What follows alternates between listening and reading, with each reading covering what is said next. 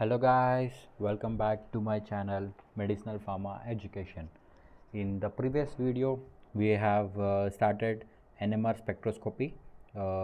We have discussed the important questions regarding NMR spectroscopy. You have not seen the important questions, you must see the important questions. Okay, and from today we are going to start the topic of NMR spectroscopy. In today's class we are going to discuss the quantum number and their role and the principle involved in NMR spectroscopy. See, before starting the NMR spectroscopy, I want to tell you one important thing. Every topic in NMR spectroscopy is linked to the previous topic. If you don't understand the quantum number, you can't understand the principle. If you can't understand the principle, you can't understand the instrumentation. So that and relaxation process, solvent, signals, everything is interlinked. So that you should watch the first previous videos and then you should continue watching from the starting topic. Okay, I recommend you to focus and listen carefully. Okay, and we are going to start with the quantum number.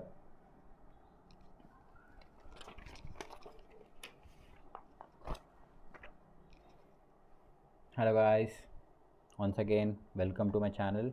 Hope you are doing well.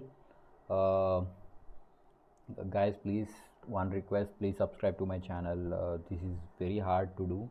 I thought it will be easy and but it's very difficult to write the notes, prepare yourself to explain and record it, edit it. It's very difficult process. At the starting, I am also a student. I am also pursuing my masters. So that please guys support me by subscribing and liking and comment if you like this video. Okay, let's start with the quantum number.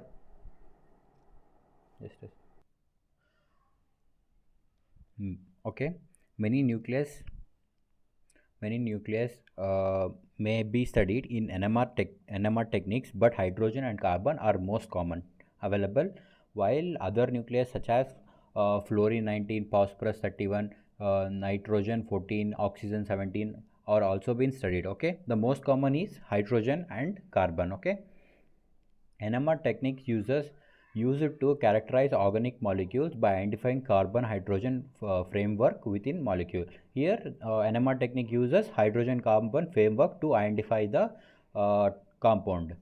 Okay, there are two types of NMR spectroscopy. First, H1 NMR spectroscopy, here where we find the number of hydrogens in a molecule. Next, H13 NMR spectroscopy, here we determine the number of carbon atoms in a molecule. Okay, when low energy radio waves interact with a molecule, then it undergoes nuclear spin of some elements including H1 and C13. See what happens here. Radio waves, they are low energy, as you have studied in the previous videos. Radio waves are lower energy waves where they are received by the absorbed by the nucleus and it causes spin including H1 and H13 carbon. Okay, first we'll study about what is nuclear spin.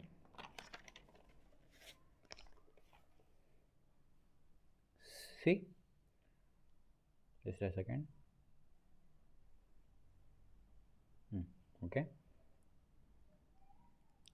a nucleus of some atoms have a property called spin. Elements within either odd mass or odd atomic number or both have this property of nuclear spin. See, the very important point is only odd masses or odd atomic number or both have the property of nuclear spin. Here even does not have the spin. Yeah, the important point to understand this concept. Okay, even each spin active nucleus has a number of spins defined by its spin quantum number I.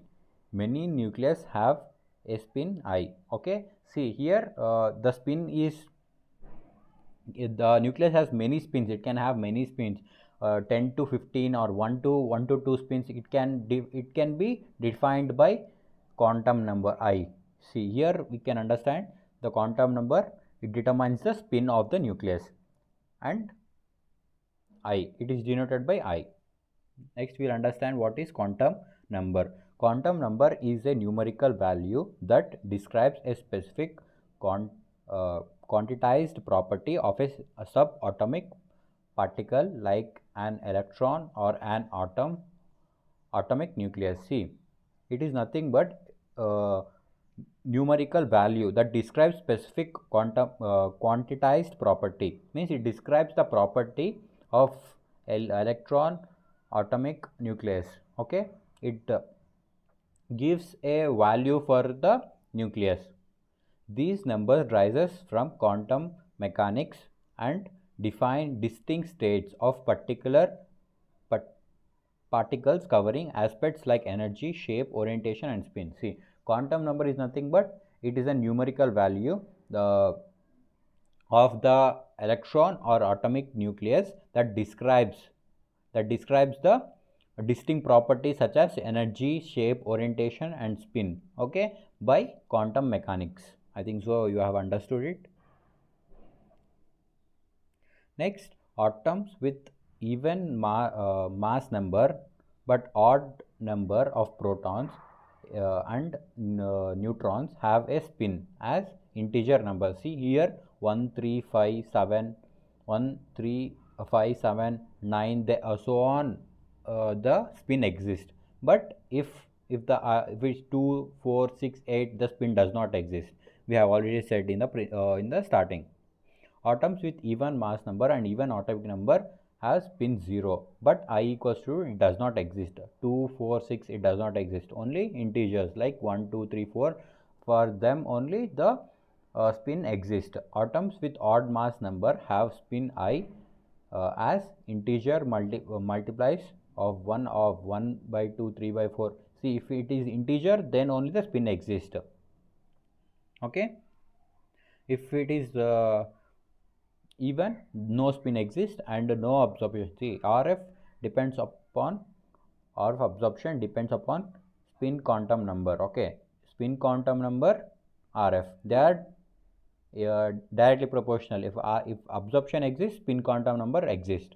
If spin quantum number does not exist, for then the absorption does not takes place. Okay, that's the correlation between both. See, if I is not equals to 0, then spin exists. If I equals to 0, no spin exists and no spinning frequency, no RF absorption and no NMR experiment for them. Okay, so that only we identify for the compounds which are not even, odd. Example, hydrogen 1 hydrogen or 13 carbon. Okay, for them only we identify or do the experiment, NMR experiment, because for them only spin exists. Okay, where I is not equal to 0. I hope you have understood the basic quantum number. What is quantum number? Next we'll discuss about the roles. What is the role of quantum number? We have already discussed some properties, like it describes, it tells that it is used to describe the energy, shape, orientation, spin, and we'll discuss the main roles of the quantum number. Okay, see, first, what is the role of quantum number? Describes NMR activity. The most fundamental role is decided if a particular atomic nucleus is even visible in NMR or not. See, quantum number gives is very important to tell that the compound is visible in an NMR spectroscopy or not. If the compound is even, example 12 carbon or 16 carbon, the spin does not exist and no absorption exists, and the compound does not give any result, and it is NMR inactive. Okay, if I equals greater than 0 or not equal to 0, example H11 H1, example 13C or 19F, these are integers. Okay, the nucleus has net spin and an associated magnetic moment, making it NMR active. That's the main important role of quantum number.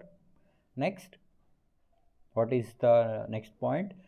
Defines quantized spin status. Okay, it determines the we already said that it gives the spin status. Spin. When a NMR active nucleus is placed in a strong external magnetic field, its spin can only align in specific orientation. Related spin is determined by I using the formula 2I plus 1. Okay, here we can determine the spin by using the formula 2I plus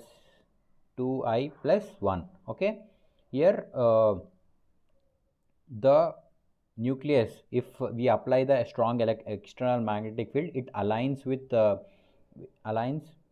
in a specific orientation, related spin, and it is determined by I using the formula 2I plus 1. Okay, next the last point is enables resonance. Resonance happens when the applied radio frequency energy precisely matches the tiny energy difference between the nucleus spin status. This causes nucleus to absorb the RF and flip their spins, generating a detectable signal. See, the main point of NMR spectroscopy here, the spin occurs, the spin generates a detectable signal. This signal is used to analyze the compound. That's the main point of the resonance. Okay, I think so you've understood the three important points.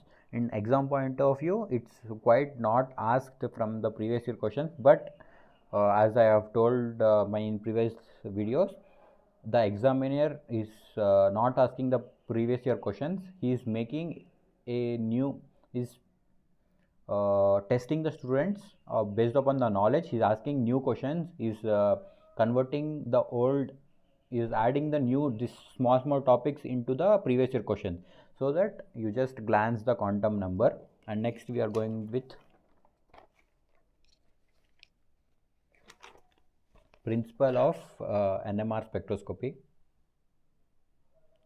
Okay, I think so you've already studied the principle in your B form, 7th sem or 8th sem in advanced instrument technology. Okay, we'll discuss the same principle is involved here also.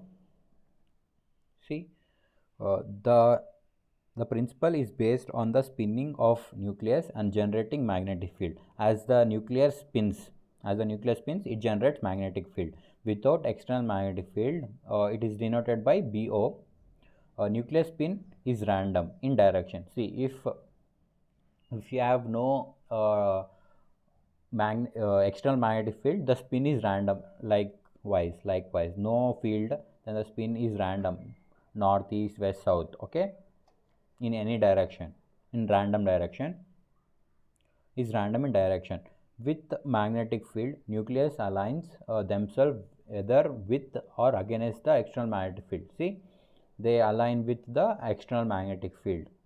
Next, an external magnetic field, an energy transfer is possible between ground state to excited state. As the external magnetic field is applied, energy transfer is possible from ground state to excited state. These, after application of the magnetic field, they absorb the light and goes to the excited state.